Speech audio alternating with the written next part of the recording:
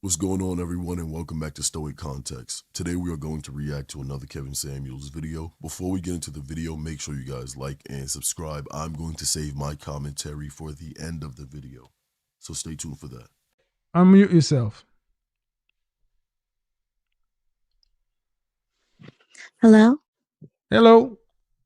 Okay. Okay, I was just checking to see, could you hear me? I think I fixed my smoke detector. Can you hear Good. it? Good. So you're 24. Yes, sir. All right. So the fear would be, all right, Kevin, I hear everything you're saying, but this is all new to me. I got all this. How much money, how much student loan debt are you in from your undergraduate? I'm in about 75. Oh, Jesus. Say the number. You got to say it. You got to say the whole number to make it real. Okay. It's 75,360.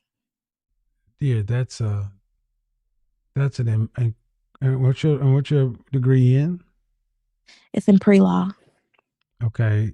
Pre-law, I mean, wasn't political science, English, history, it was just pre-law? It was pre-law. That was the actual title of the program, but most schools have it titled political science. So it's pretty much the same Okay. thing. Political science. A hmm 75,000. Okay. That is a luxury sedan at 24. See, this country is allowed, you could not go into a bank and take out a loan for $75,000. You don't have the income, the credit, or the collateral.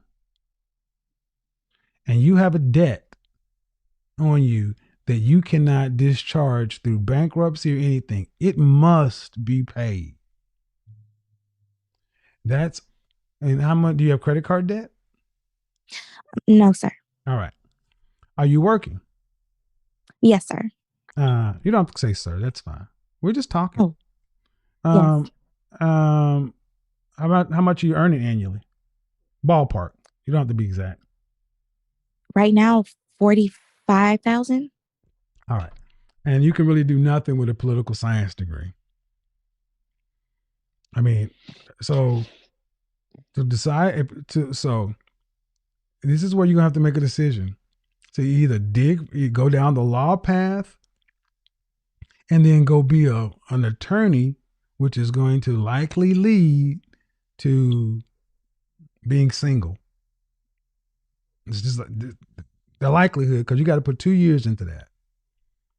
You got to add another $200,000 worth of debt onto that. Then you still got to work those hours. You get out of law school about 27, 28 years old. Or you could say, stop digging. I made a mistake with this political science degree that I could do nothing with. And focus on trying to find a husband. High value, preferably, but sweetheart, you need a husband, period. You don't make enough money to pay off this debt and to live anything other than apartment living. See, women like you, if you were in the non-black community, you would be looking at men who were plumbers, electricians, painters, roofers, blue-collar tradesmen, guys who can own their own business and make more money than guys like me in a suit make. But you're so concerned, but in our culture, women like yourself are so concerned by what the men look like to your friends.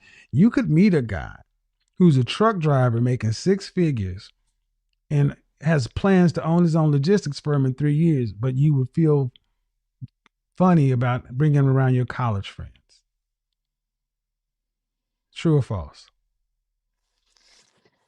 If he's a good man, I would be proud of him regardless. But um, yes, I mean, people my age, they would look down So on let's somebody. let's answer. So what I need you to do is start being truthful.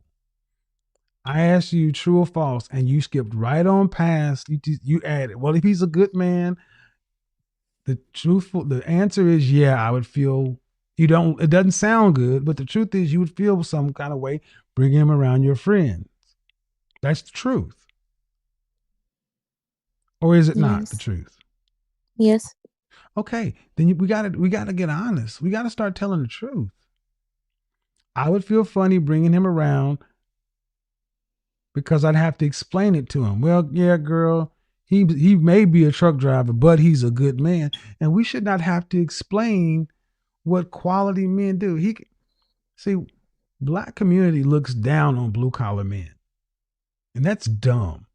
Black women look down on blue collar men. I actually had a woman in my chat room say, I don't think black women look down on blue collar men. And I almost fell out of my chair. I'm like, are you kidding me?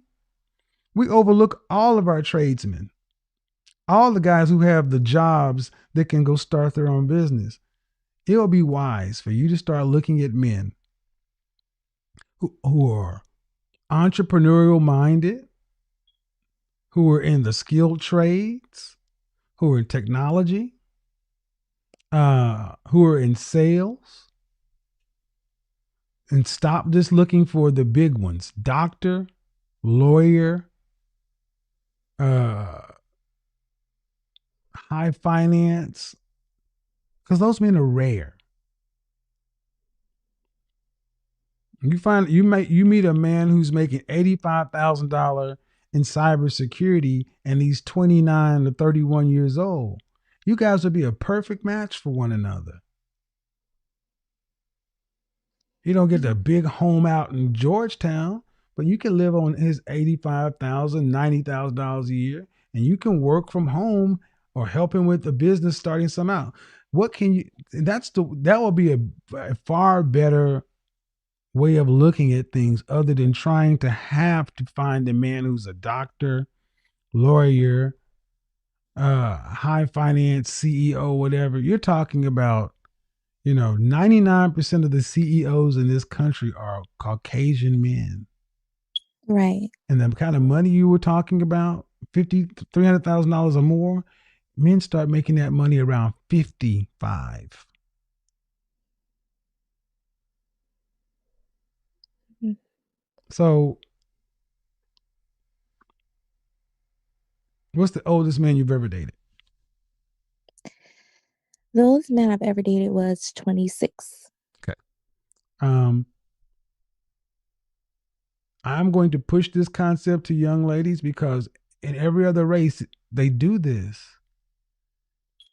Age gap dating. Dating a man who's, you're 24, your husband, 35, 40 years old. But we got you trying to, because if you were trying to find a guy around your age, you're going to put too much pressure on him. You'd want him to make the kind of money men like my age make. And they can't. You see how this sets up to be a no-win situation? Yes. You said you left your first boyfriend because you wanted more. But was he a nice man? He was a great man, yes. How long ago did you break up? It's been 4 years now. Where's he at? He's staying in Vancouver. When was the last time you spoke to him? Well, I haven't spoke to him since we were well, we spoke a little bit our senior year. And you broke up with him because of possible financial outcomes. Yes, at the time, I had the big head. Okay, you need to. Have you ever apologized to him? Actually, last time I saw him, I actually did say, I wish I could have been a better girlfriend to him. How long are you guys together? We were together for almost 3 years. Okay, that is wholly insufficient of an apology. You were with somebody for 3 years, and all you give them is, I wish I could have been a better girlfriend. I need you black women to listen and listen good. If you want black men to give you a chance, here's what you're going to have to do. Stop digging. Number one. Number two, you're going to have your aha moment. You're going to have to acknowledge what you do or did does not work. Openly out of your mouth, acknowledge it. You're going to have to start living life honestly. Direct communication and transparency with black men. Acknowledgement, honesty, accept where you are, your age, your marital status, kids, or whatever, and then openly admit the errors you made. See, many black women will think 3 years and you get a throwaway line. Ma'am, if the situation were reversed and he broke your heart, if he gave you that throwaway line, would that be satisfactory to you? No. But that shows you how little you value us. And I'm saying this to all of you ladies. Black men are not stupid. And they deserve more. Black men are saying they would rather have nothing because they can go out and do the things they were told to do, and it's still not good enough. So learn this lesson now. So when you make a mistake, you have to own it, take accountability for it. Well, actually, I said acknowledgement. I messed up. It's actually accountability, honesty, acceptance, and admission. Accountability, but still the same thing. Accountability. I'm in $75,000 debt. But stop digging. Get honest, and say I don't want to go to law school. I want a husband. So you'd be far better off. You make better choices. And then what that would also do, it will deflate you guys. You guys are walking through the world far too entitled, arrogant. You guys need to be humbled. Some humility. Because you're the only race of women that looks at your men as if they're less than you.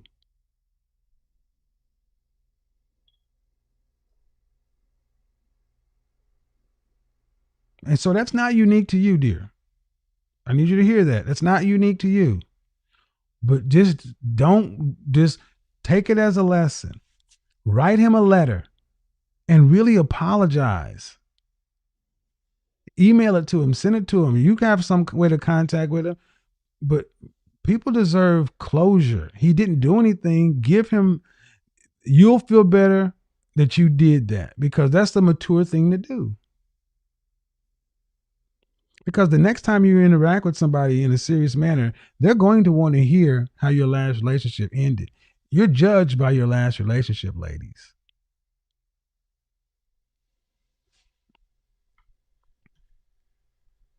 I hope that helps. Yes, it does. Shout out to Kevin. I think that last part there was very important. Ladies, you are judged by your last relationship. So this is typically why you should always tell the truth. So when you sit there and you say things like, he was so horrible, he was broke, he didn't do this, he didn't do that, he didn't do anything for me, he was a POS, but you've dated him for 5 years, you had his child, you did everything he said. That's not a good look. Stop trying to make people believe your reality, or your air quote reality. Because there's the reality, which is the situation, and then there's your reality. And with women, they'll tell the worst parts of the Bible about what this guy's done. But you've stayed with him and loved him. And I always want to move on to the next man. It's crazy here because this woman essentially left that man because she wanted more money and the better things in life. She thought that she'd be able to go out there, find a man making $500,000 a year, and that he was going to put her up. She was not going to have to work, and she was going to travel the world and do all these extravagant things. It's not how life works. Don't look at an IG clip. Don't look at women dealing with certain athletes and entertainers and then think that you are primed for that position. Because just like you're thinking that, thousands of other women are thinking that. And a lot of them have their stuff together better than others.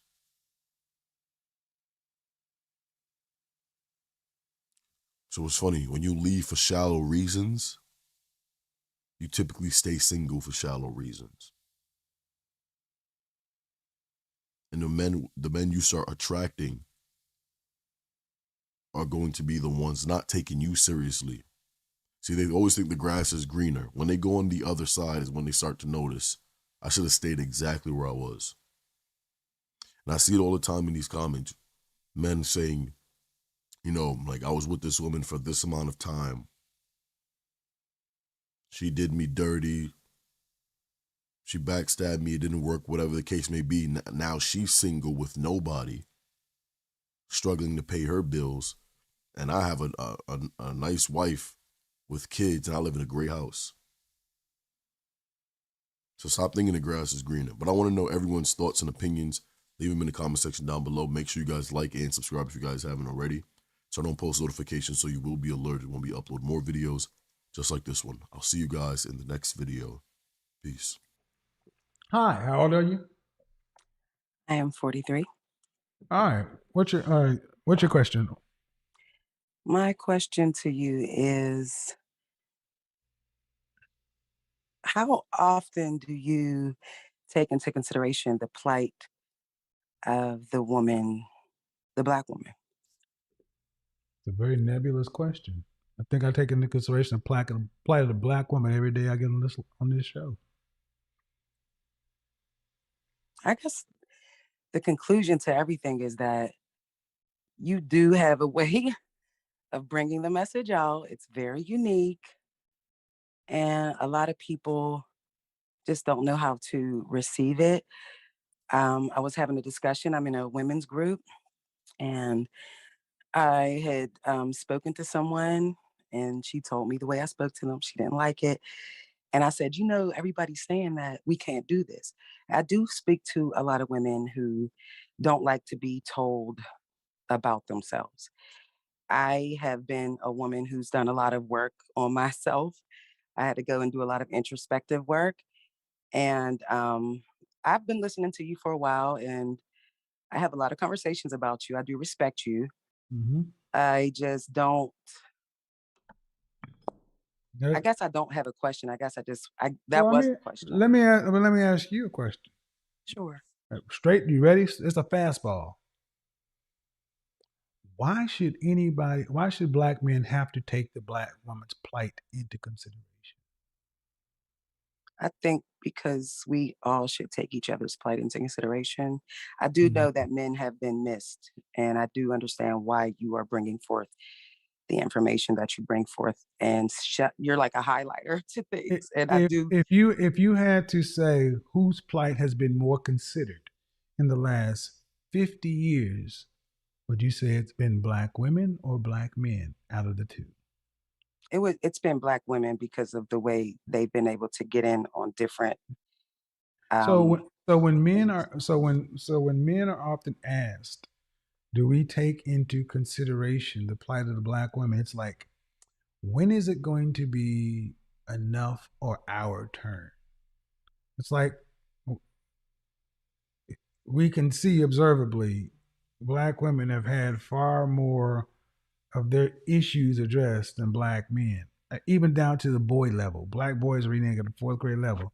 The plight of Black boys, the next group of men, is horrible. It is. But it seems to be that we're always ready to take the women's plight into consideration, but yet we don't talk about the men. When are we? Yeah, How about this? When will black women be ready to focus on black men 100% and on them 0%? I To believe there's been balance a the lot of scale. To balance the scale to catch us up. well, there's been a lot of disappointment. There's been a lot of disappointment on either side, from both sides, and I'm talking about from down in the gutter of the hood all the way up to the highest class of I get persons. it, disappointment, but the gynocracy still reigns. You're still in the land of the blind. The one-eyed man is king. You're still on top, even in the hood. What I'm basically asking is, when are black women going to start considering the black man's plight above their own, including their brothers and sons? I do believe that even going all the way back into slavery that we did, that's where the pimp and hoe game came from. Let's just be clear and honest. I mean, It's what game became. What happened? it's where the pimp and hoe game was born at. The Oh, women not being able, the men I not being get it. able to I get work. it. But we're in 2021. I'm not going back to slavery. Right. So, okay. I'm going to But say, to my when are point with women that go? is, I wanted to finish with the pimp and hoe thing. It's kind of got into a de facto pimp thing, like where men have come into homes and left it off of the corners. And now they're in homes trying to do things to women's minds and get Hold them on, hold to, on, hold on, hold on, hold on. Men are doing what? they are bringing, like, you know how a pimp is just a pimp. They just admit it. They admit that they are who they are. And so there's a game to that. And then there's the square world. Now, when you What are have men these, doing? there are certain men, I'm not going to say all men because I do respect a lot of men and I do have a lot of respectable men in my life. So I will not just try to bash men. What are men doing? There are certain men on an average level, because I know you say a lot of What women are don't want to men date doing? average men. Listen, you said a lot of women don't want to date I average need you men, to right? get to what men are These average men, doing. I want you to be clear. I want to be clear on which men I'm speaking about. There are certain average men that will go into a woman and they want to know how many degrees they have. They actually want to know how much money they make. And they want to kind of get the woman to support them. But there are men that do this, certain Hold on, men. ma'am. And I Hold know on, there hold aren't the on, men that hold you on, are hold on, speaking hold to. on, hold on, hold on. Nope. Now we got a problem. What's the problem? Let's break it down. Because you come in with that same old bullshit. Oh, wow. 54% of black men are single and childless. Right. 50 freaking 4. 61% are in the middle class. 30% are married. We got 80% of our children being born outside of the bonds of marriage. That means, by the math, 54 and 30 is 84. 80% of the kids are being born to 16% of the man. So if you letting the man come in, it's because you're overlooking the lion's share of the men that you should be looking at. So if you get pimped, you shouldn't be a hoe.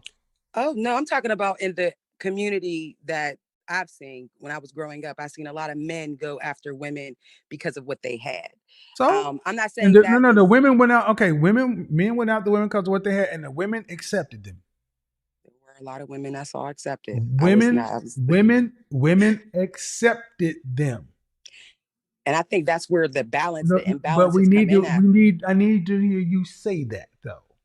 Yeah, you're right. There I were know a I'm lot of right, women but I see the who thing is, see, accepted one of the things that happens those in our men. one of the things in our communication that tends to happen is when the man is right, y'all tend to just slide on past, just like free going around Monopoly, sliding by free parking, getting your $200. No, you need to say, yeah, women accepted them. They looked over the squares, the bus drivers, the plumbers, the factory workers, and went for the swagged out whatever with the kids. That's what Yes. they went for. Yes. Women It is control so who true. gets laid and gets born. Right.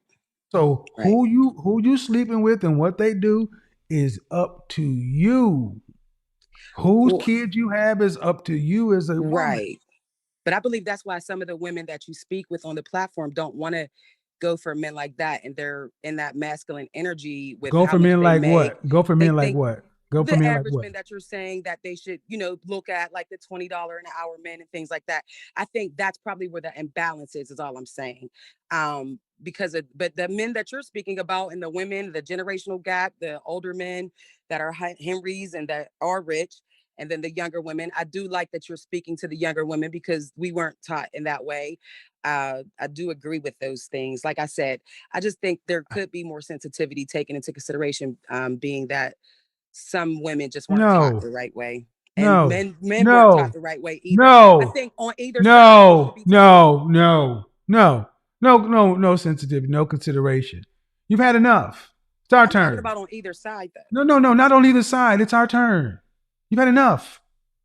It's like being thirsty and we all outside running and drinking and you sitting at the water fountain. Move your goddamn out of the way. I'm thirsty too. You've had 50 years. It's enough. What about Ladies, the women who just weren't taught well? not my problem. Not men's True. problem. This You've is had true. enough. See, what I keep asking is when are men going to be considered? And when it's time for men to be considered, then we all got to be considered. That's how this shit works. It's either black girl magic or we got to share. No, black boy magic, black men magic. Y'all had enough. And I do believe Consider that. the men. Consider the men. Because the men you're talking about, who are the average men, such and so forth, are the invisible Ralph Ellison men that you can't even really define, but they're the 54% that are single and childless that should be the husbands. Right. I agree with that. I So do have. if women are going for the 16%, making 80% of the kids with them, why do we need to give consideration? We need to say, what the fuck is wrong with y'all? Go have kids over here with a man who can pay for them versus being 1 out of 5 over here. You know, in Memphis, they had, 3 men had 84 kids. You want consideration? Consider the men. That's what every other race does. The women consider the men first. In our community, we want the men to always be on the lookout for what's going on with women. Consider the women. Consider the women. No. I do believe No. it's on how you're raised too. I Whatever. was raised. That's I mean, fine. with the men, I've seen men that were raised very well, had good father figures, and they turned out well. I seen men that didn't have father figures and turned out well. How do you get a better black community if you don't build and birth competitive black men? Right. I do If agree you with have that as four well. if you have 4 children, three daughters and a son, and you can send one to college or for improved resource training and outcomes, who do you send? The son. Why did it take so long?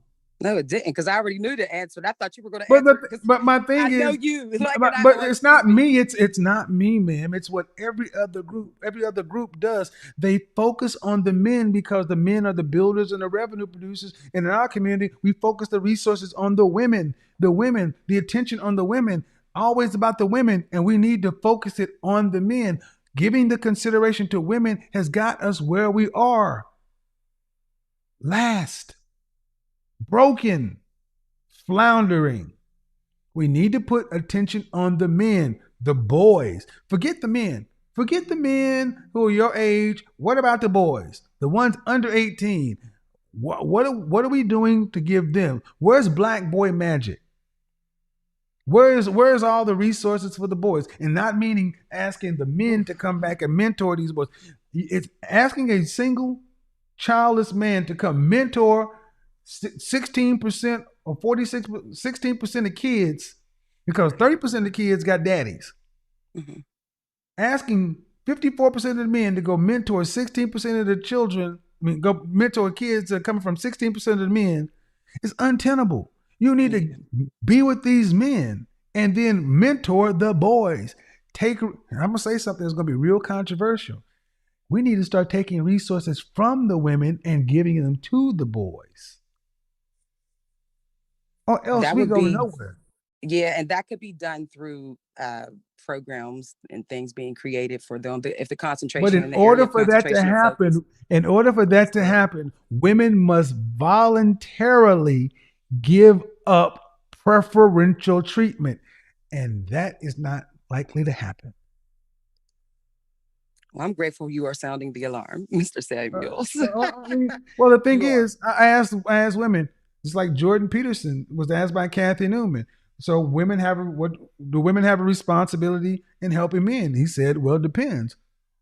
What kind of mate do you want? Do you want an overgrown child, or do you want someone to contend with, someone to help you? You cannot start asking men to be something they were not raised to be. That's the problem. We're asking men to be something after 18 that they didn't get between 0 and 18. Unrealistic. Thanks, though. Appreciate it. Thank you. Bye-bye. Good night. All right. Good conversation, though. You're right. I mean, we got to start putting resources towards the boys. That conversation you just heard, that was uncomfortable for a reason. We have these community discussions all the time, and somehow they always end up being about women's experiences and needs. And hey, I'm not saying those don't matter. They absolutely do. But what about everybody else? Kevin asked a simple question that nobody wants to answer. When do black men come first? Not second, not third, but actually first for once. You could see how that question made people squirm because we're just not used to having that conversation. Black men are always in the background, even when the issues directly affect them. So while we're busy talking about everything else, here's what's actually happening. Boys failing in school, young men with no guidance, men dealing with real problems that nobody wants to acknowledge because, well, they're men. They should just figure it out, right? The numbers don't lie. Education, mental health, economic opportunities, the data is right there. But we never want to talk about what those numbers mean. Instead, every time these issues come up, it becomes about what men aren't doing right, how they need to be better. Look, accountability is important, but when do we flip the script and ask what we're actually doing to help them? I'm talking especially about the young boys. These kids are watching how we treat their fathers, their brothers, their uncles. They're learning what their value is in this community. If we keep treating them like they don't matter until there's a problem, what message does that send? You end up with men who feel invisible, like their struggles don't count, like they might as well give up because nobody's looking out for them. Kevin's question hit different because it was direct. No sugarcoating, just straight up, when do we put black men first? If we can't answer that question, we shouldn't be surprised when nothing changes. If this hit you in a certain way, let me know by hitting that like button, and make sure you subscribe for more real talk and hit that bell so you catch the next one. I'll see you there.